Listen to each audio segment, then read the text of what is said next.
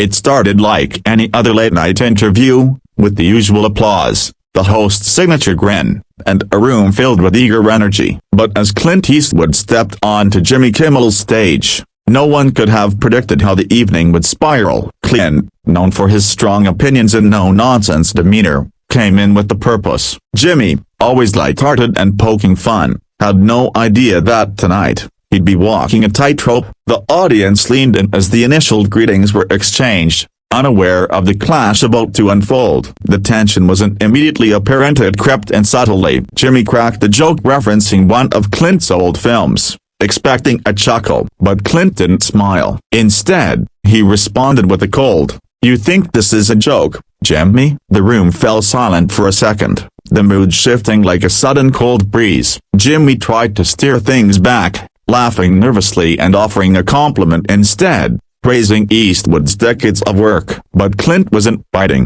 He looked out at the crowd and then right back at Jimmy, questioning his sincerity. The host, sensing the discomfort, turned to his usual strategy humor. He made a quip about Eastwood's age, something light-hearted and clearly meant as a laugh line. But Clint sat back in his chair, arms folded, face unreadable. Then came the moment everything changed. Clint leaned forward and asked Jimmy, "Do you ever stop and think before you talk?" The crowd reacted with gasps and nervous laughter. Jimmy, caught off guard, tried to play it cool, but Eastwood's stare didn't waver. It was clear, this wasn't just a guest interview anymore, it was personal. Jimmy Kimmel, a seasoned host who's seen his share of eccentric celebrity guests, wasn't ready for Eastwood's directness. "Clint," he chuckled, "you're scaring me a little." Clint's reply, "Maybe it's time someone did." The room went silent again. Jimmy tried to move to a new topic, but Clint wasn't letting go. He called out the media,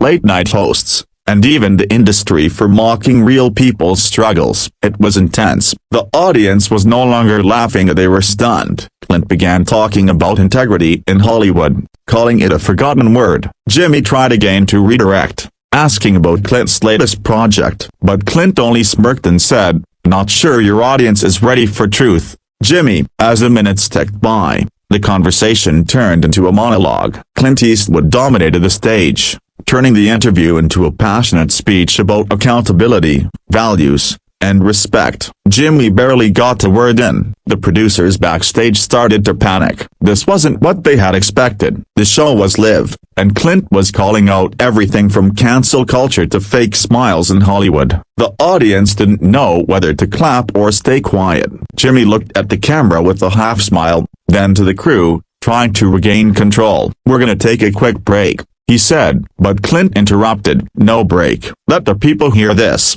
The tension had escalated beyond repair. Jimmy, now visibly uncomfortable, turned toward Clint and said, "This is a comedy show." Clint shot back, "Life ain't a comedy when people are suffering and no one's talking about it." The audience murmured, some nodding, others shifting in their seats. What started as a promotional segment had become something raw, unscripted, and real. The camera kept rolling. Clint continued speaking about veterans, small-town struggles, and Hollywood hypocrisy. Jimmy finally stood up, gesturing to the crew. "We've got to wrap this up," he said firmly. Clint stood too, looking directly at Jimmy. "You invited me here. I came to talk, not to perform." That's when the moment went viral. Clint, still holding the mic, said, "I'm not here for your laughs. I'm here for truth." Jimmy walked toward him, trying to escort him off stage gently, but Clint stood firm. Security hovered nearby, unsure of what to do. There was no threat, just uncomfortable honesty. Finally,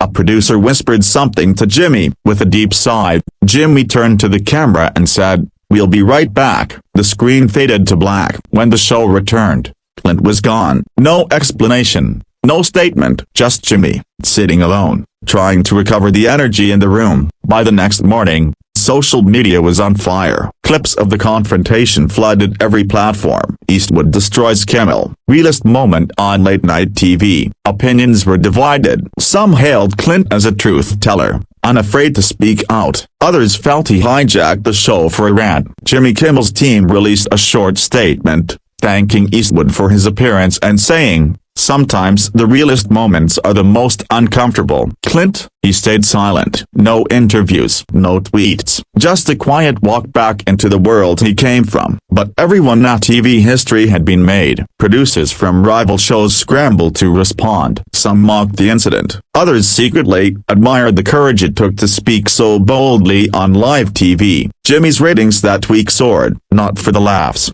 but for the drama. Late-night fans replayed the moment over and over. It became a topic in newsrooms, podcasts, and even classrooms. Some called it theater, others called it truth, but no one could ignore it. Clint Eastwood had walked onto a comedy stage and turned it into something deeper, something raw, and people felt it. In the weeks that followed, discussions about Hollywood, media narratives, and celebrity culture lit up. Some said Clint had lost his touch. Others believed he'd found a new purpose. Jimmy, always the showman, tried to laugh it off in his following episodes. He made a few self-deprecating jokes, calling it his Eastwood awakening. But the truth was he was rattled. Never before had a guest so thoroughly taken control of his stage. The audience remembered, and they kept watching, waiting for another moment like that one. The story became legend, not because of a fight or fireworks, but because of the honesty that pierced through the screen. In a world of scripted laughs and planned applause,